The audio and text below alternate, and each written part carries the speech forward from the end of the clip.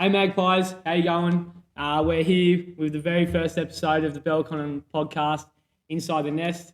As you saw in the trailer, it's going to be me and the Sheriff, Charlie Marr, running it. Today we've got a very special guest, the prez, Reid. Scotty, welcome. We're Thanks, boys. super pumped to have you on and yeah, real keen to rip in. So It's quite an honour. It's fantastic. Scotty, one thing we're going to do at the start of every podcast is we've asked everyone to bring a joke along. Yep. So we're super keen to hear what your joke of the week is. Not big on jokes, but I'll start off with this, right? So a teenage girl decides to bring a bloke home, right? You've probably heard it before, right? Anyway, brings a bloke home. He's got long hair. He's got tattoos, teeth missing. He's got everything that you possibly would think you wouldn't want your daughter to have. Anyway, they're sitting there and they sort of look him up and down and they go, gee whiz, I don't know whether he's the right fit. Like, he just doesn't seem like a nice boy. Anyway, the daughter, with all the attitude in the world, turns around to him and says, well, I don't think you're right. I don't think you're reading him right. How could any person who has done 500 hours of community service be a bad person? Gold? That's gold. Yeah, gold. I'd give that a 9. That is unreal. Great way to start it off. Yeah. Righto. Righto. We'll jump into the first segment. Scotty, well done. That was a great joke. Charlie's going to run this one off. This one's called The First Bounce. Yep. Starting early, start of the game. First bounce, ripping in hard. So, Mars, you lead this one off. Cheers for that, Malk. And good joke, Scotty.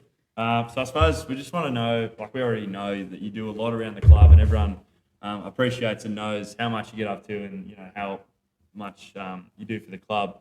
But sort of what do you see your role as? Like how do you define your role, I suppose? Well, I think it's changed a lot over the years. I've been on the board now for about 23 years, been involved with Belconnen Footy Club for since we started in 1986. So I've sort of transitioned out of just a management sort of role, and now it's more a support role. I just love people sort of stepping out of their comfort zone and being the best that they can be, whether that is through coaching, whether that's running a board, or whether that's just being around volunteers. So and players. So it's more a support role nowadays. Yep. There's some management sort of stuff that goes on, but I get a lot of enjoyment out of just supporting people. So I think that's where I sit at the moment. Yeah, right. And we see that, you know, when you're coaching and stuff, you coach all these teams and you just love watching the footy instead of, you know, doing sort of that president role. You love, you know, just getting involved, I suppose. Yeah. So going on in involvement, so how did you first get involved with the club and where did it all sort of begin? So I think I was about, how old are you blokes? What are you? 20. Yeah. 20, Yeah, right. So I probably jumped on. I came from, because I don't know whether you know the history of the footy club, but Briefly, yeah. back in 1986 there were two football sides that sort of existed in the Belconnen area, Right. and in 1986 there was decisions made by both clubs that we would amalgamate. And at that stage I was about 18. I was already on the board of the West Canberra Football Club. Yeah, right. Jeez. Used to be social manager back in those days. And so sort of was probably had a lot to do with the discussions around how we amalgamated with Belconnen. Right. And then went really well, lasted about 3 years, and then we went back to West Canberra and Belconnen. West Canberra went back to Monero. Okay. And I coached, I went back and played because I busted myself up in a pretty bad car accident at the age of 19. So all my football hopes were dashed. So I more or less, I played a bit of footy, won a few Monero premierships. Right. And then sort of came back to Belconnen once I sort of got all my injuries out of the way. Played a couple of games in first grade for Belconnen, and then I more or less transitioned into off-field stuff once I'd achieved that goal to actually getting back to playing football. Yeah, okay. And then I found a sense of purpose in just helping people and helping the club. So started volunteering and coaching junior football, and then sort of just came onto the Belconnen Magpies board. What was that, 25 years ago almost? So Right. then just became a volunteer, ran all the catering for a lot of years, and then women's football. My daughter convinced me to sort of get involved in that. So I think I was one of the ones who started our trend into creating a stronghold of female participation, and pretty proud of that. We've got a pretty strong program. We've had a lot of success, especially in the junior side of things. Our numbers sort of have really matched the male participation. Yeah. So when I walk away from all this, I think that's probably one of the greatest achievements. Yeah. And that's a really good. I think it's pretty evident the women's program that we've got going on at Belconnen. It's pretty strong, and the likes of yourself are probably. Oh, there's been a lot of other people involved in that. I just sort of led the way for a while, and then it's been really good the people that jumped on board. Oh, it's been great. Yeah, you mentioned that Monero premiership that you won.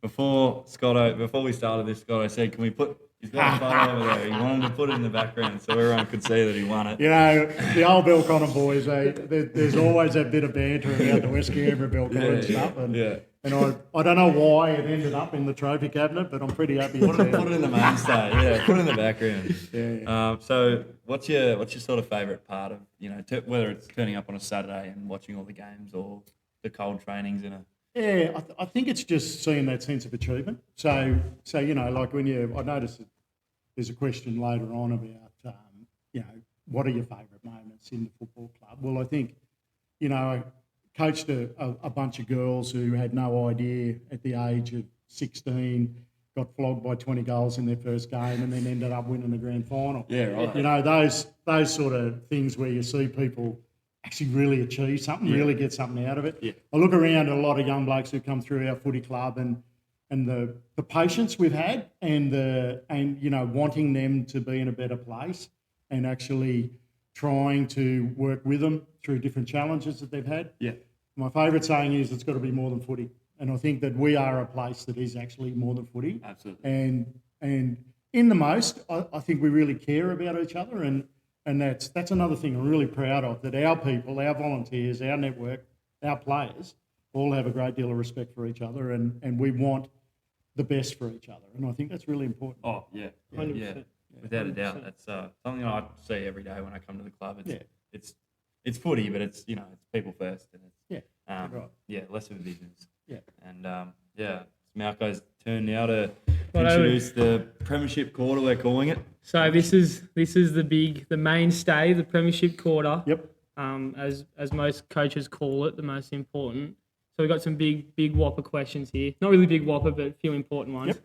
So first one, who have been some of the people, both in and outside of the club, that have been most influential for you?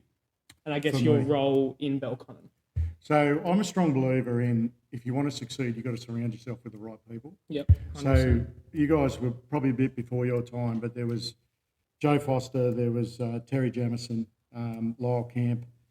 A few people have played key roles. You know, you look at Dirty Bird nowadays in the present day. You look at Emma Simpson now, and prior to Emma Simpson, we had probably 3 or 4 different general managers that really took us to another level. We've got senior coaches, and we've got really good players that have come through, and they more or less maintain the line and the standards that you want to be at. But it's the people behind the scenes that really do the work that no one else sees. Yeah. They're the ones who really make clubs tick. And I think we've been extremely lucky that we've had some really quality people. I think, like I look at Andrew Smith, and who's the president of our licence club board, and I'm in awe of the amount of work that he puts in, his intelligence, his sensibility around how he manages everything and put us into a really good position. We've had some real challenges over the years, like financially and otherwise, but because we've got so many good people behind the scenes that are real smart operators, we've been able to sort of work our way through that to a point where, we stand with the Ainsleys and Eastlake now, and we don't have to take any crap. Yeah. Like we just stand there and we say, no, that's not right. We're a big player too. Yeah. Our football club is successful, and we deserve a say at the table. Yeah, I feel like, I don't really have a sort of insight that you obviously would on the board and stuff, but from, a player point of view, I feel like the club's in a really healthy and a really positive spot. Yeah. Just from what I've seen. I haven't been here 3 years, but yeah, can just see such a positive vibe in that. Yeah. 100%. And I think we'll probably, thank you to everybody that does do work. I know Horse and the board and everybody else, along with yourself, does a tremendous amount of work. Emma especially, she's been here grinding tonight. You guys at home probably can't see, but there's clothes everywhere from Emma. It's enormous, the work that Emma does. Yeah. It's enormous. Yeah. So we all appreciate them very much. And but we'll move on to the next one. So in your time at Belco, has there ever been a period, I guess, where the club's been up against it, back against the wall, and I guess what did you experience and sort of what was your experiences with how the club got out of that period, I guess, and not as much got out of the period, but worked through it, I guess. Right. So our biggest challenge was when we came out of the NEFL competition, I believe. So take away the financial stuff, we've got smart people who look after that, and we've worked our way through whatever those challenges were. But when you come to success of a football club, you need your personnel there. You've got to have a blend of developing players and senior players that are able to sort of create an environment where everyone's succeeding. And I think when we came through that, I remember I was sitting at the table and pulled us out of NEFL. It was probably one of the hardest big times that I've ever experienced in the football club. We lost probably our top 6 players. When I say top 6 players, we lost our 6 players that were probably in that scope where they could play at that level anywhere, and they went. I look back on that, and I couldn't sort of say that was. I couldn't go against that because I wanted them to achieve what they needed to, but I had a look at our club and sort of thought, how are we going to manufacture a winning culture and environment when we don't have that leadership? Like, if everyone leaves, where we're going to go? And there was so many players that stuck. Rabs, Yorkie. There was a number of players that sort of stuck with us that could have gone anywhere, and they ended up going and finding other pathways. But through that period, they stuck with us, and I think our football club owes a lot of gratitude to those players that stuck around and were able to sort of see us through that period where we just didn't have the player depth. Yeah. And then we were able to grow from there. Yeah. And that was a really hard time because it split a lot of opinions. People were worried that financially, because we couldn't sort of meet the commitments to be at that level, what was the club going to be like and all that. So we relied so heavily on our volunteers and our culture from within, the people behind the scenes, to actually create an environment where people did want to stay, and people were getting more than money out of the place, and friendships and all that ran true. Yeah. And I can imagine, as tough as it probably was in that period, that I guess it almost makes it, even last year, probably a great example of winning a first grade premiership, but it just makes it all that more better that those people that you were mentioning did stick in, and you guys reaped the rewards of what's happened in the past 12 months. I think, you look at James Bennett. James Bennett could have commanded anything he wanted, money-wise, anywhere. We know what an enormous influence he is in the football club, and how good he is. Like, everyone respects him. Off the field as well. Yeah, dead right. And Lexi, the Bennett family have given so much to this football club. I have so much respect for them. And I think that, if we look at the people with that playing ability as well as that leadership ability that been able to keep it here, this place is a pretty special place. Yeah, must be something keeping it here. And that, I'm really proud of that. That's just awesome. You see evidence even now, like Tom Simpson, probably in a similar boat. Dead right. He'd probably go to South Australia and demand whatever he wants, but he loves the club because of what it provides, I don't know, off the field, I guess. Yeah, dead right. 100%. Great, very, very good place to be. We're going to jump into another one. This is a big hitting question. You might make a few people upset here, so don't be too...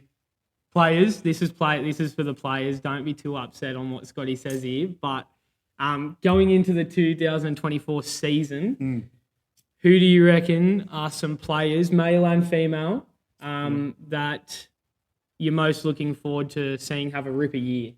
Righto. So I've had to think about this. And yeah, look, from a personal point of view, I love watching Jonesy and Chapo go and do their thing. Yeah, I think you're not the only I one. love watching it. I just love the fact that Jonesy does not take a backward step. I love the banter that Chapo gets into. I sit on the sideline here and I get goosebumps just thinking about it, you know? Like, I just love the lengths they'll go to stick up for their mates and their club, you know? So good. And I look at, like, tools and in demand, they could have gone anywhere and they stuck. And, you know, I've got so much respect for those blokes and love for those blokes. I suppose when you look at players this year, I love the Rabs has come back. I love that. I've watched Rab since he was 16 years of age. Jeez, he's good to watch. And he's just an absolute godsend to any team. Tommy Simpson, I want to see him go to another level. And I really want to see what Wardo can put out on the field this year. I noticed him run around a train and he's bulked up and he's ready to go. He's been in the gym. He's ready to go. And I think given his want to, after last year, his want to achieve and be a part of what that feels like, I'm looking forward to seeing what he has. 100%. 100%. I think the players that you've mentioned, I think we're all pretty keen to see have a ripper year. From the girls' side of things, I know you've got Tian, so you're obviously very excited to see Tian have a ripper. But other than Tian, who else you reckon from the girls? Yeah, well, I'm pretty proud of. I've got to say, because 100%. I'm pretty proud of the way Tian has come through with a father that sort of sits in the position that I do, and being able to, you know, I'll probably spend the least amount of time with her, and she's probably got one of the best skill sets that we have. But she's been following footy since she was knee high. Look, Natasha Mackay is a dead set. I've watched her since she was 14. Down back there. And she's just a special talent. And I'd love to see her achieve her goals. Hopefully we keep her around and she's able to achieve those. But I can't wait to see what she can bring on. A young kid that's coming through, or a young lady, I should say, that's coming through at the moment, Ella Randall. She was injured last year, didn't do much. She trained with our under-18s, but I'll tell you, geez, what she's starting to do now, what she's showing in the talent program, when she comes back to us, she'll be a special talent, I think. And I want to see what Shay can do. Shay's been around for a while, but she's looking so fit at the moment, and she's got that hunger to achieve. And I suppose the last one is I look at players that just try so hard, and that's Georgia Simpson. And I want to see her achieve. Like, she's probably one of the youngest in the group, and yet she's played 1 to 2 years of senior footy now. So seeing her progress will be awesome. I think that'll be great. 100%. And I think it's going to be a pretty big year for the girls, which will be awesome. They're looking pretty red hot at the moment. I know they've been doing a fair bit behind the scenes, as have the blokes. But I just want to go back. I didn't actually add a question in here about it, but I want to ask you what your relationship, or not as much relationship, but what it's been like for you and Tian, your daughter, for anyone that doesn't know, coming through the club, and what like that relationship's been like, and how it's felt, you know, being both heavily involved in the club for a few years. Look, sometimes I sit back and I sort of think, that it's so hard for her. But she's come through and she's never ever got a bit of help off me, whether it be by selection or otherwise. So I'm probably harder on her and told coaches, no, she's not good enough, don't pick her. Is that right? So, bloody hell. Right. So, but she's made her own way. Okay. And she kicked 80 goals in the last season of junior footy. Right. So to do that was pretty special.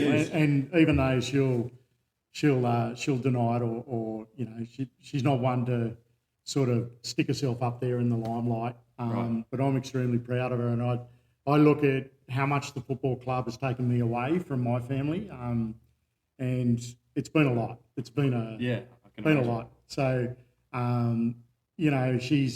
she's always supported me in that, and yeah, she's just the best daughter a bloke could ask for. Yeah, 100%. I will say Yeah. that No, it's been hard to sort of meet blokes. Like, I'm not. I reckon I'd be pretty intimidating to some of these young blokes. Sort of start to have a bit of a talk. And, Now we get to know you. Hopefully this helps a bit. Yeah, That's put the it goal, out I there. think. Not at the moment though. The challenge.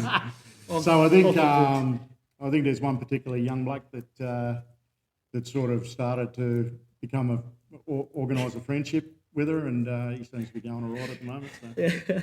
I reckon.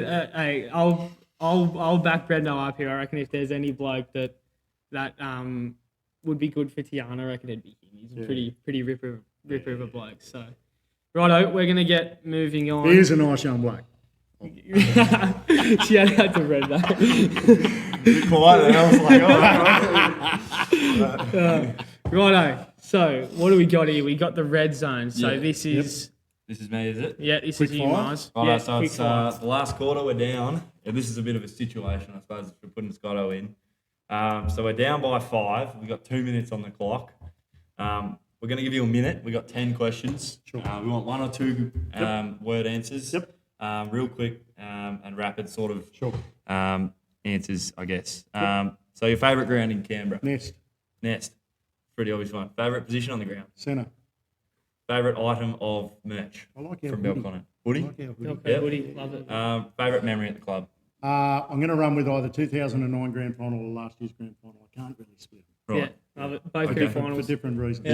Yeah. Favourite jersey number? 10. 10. Any reason? Wore it. Right. Yeah. Lovely. Will Axel be right. Yeah, we don't give him a shout out though. Don't worry about Will. Actually. Keep going. Favourite TV show? I like NCIS LA. Oh, yeah? yes, Right. massive fan. Yeah. AFL team? Collingwood. Collingwood? Great. Item on the canteen menu? Steak sandwich. Steak sandwich. Favourite AFL player on Peter growing up? Dacos. Peter Dacos. Yep. Of course. And if you could pick one word to describe your thoughts on this podcast, what would it be? Mate, I'll tell you, innovative and entertaining. Right. I think Yeah. Those are the two words I'd use. You've done really well. This is rubbish awesome. or something like that. No. It's a great start. Thank No. you, Scotty, because it could have gone real bad. No, Have great faith, mate. answers. Have A faith. bit of work into it. So, yeah. No, you've done well. No, great answers. I love that one. The only one I was a little bit off was AFL team. Don't know about the Pies, but Yeah, it'll grow on you, mate. You'll be right. yeah. Cool. Baggers all the way, Scotty. But righto. Okay, we're going to get into the last sort of segment bit. I guess it's called the final siren. So, Scotty, awesome answers, nailed it. We ended up getting up by a goal, which was unreal. Belco won another premiership, which is mad. But we'll hit you with one last thing. At the end of every episode, we're going to have a little bit of a routine. We're going to ask every guest sort of one thing. Yep. And bit of a hard-hitting question, but in your eyes, what makes Belconnen such a special football club to be a part of? The people. Here, now, before. Yeah. I've been around this place for so long, and you know, it never ceases to amaze me the quality of the people we're able to attract, whether it be through junior footy coming into seniors, whether it's people coming from out of town coming in, whether it's people who just come down to offer their help, and people stick around. People stick. You know, that's what family's all about, and that to me, Belconnen Footy Club's been a lot of things to a lot of people. And the dark times is when you need them most. Yeah. And that's where I believe we have the ability to outstretch our arms and sort of say, come in for a little while, get your strength, get ready to go again, and then we're right. Yeah. And that's why I stick around. I've been here for 40 years, so it's really special to me. It just sort of has a very special part of my heart. Yeah. 100%. And I'd just like to follow on with that a little bit. I know from our perspective, we're both two young blokes that have come from different clubs, and I've come from the coast. Marzi's from here, but I think we can both agree on the fact that it's my second year and your third year, and I think like you were saying about opening your arms up, and it's a credit to yourself and blokes like JB, the coaching staff, Emma, but just the community that we have here at Belco, and the way you guys welcome new players and the way you nurture new players. It's just it's a real, like, I guess kudos to you guys, because it's it's unreal the way you guys go about it, and we can't be more appreciative of it. And it's a great club to be about. But I reckon that's about all we got time for. But Beautiful. Thank you, Scotty, so much. Thanks, mate. Thanks that for your was time. absolutely unreal. Great to get a good insight. Hit us with some banger answers, and I don't think it could have gone any smoother. So thank you so much. And to the Magpies, thank you for tuning in. Obviously, very thankful to have such a legend like Scotty come along, and hopefully we'll get a few more special guests on the potty in the next coming weeks. And thank you for tuning along.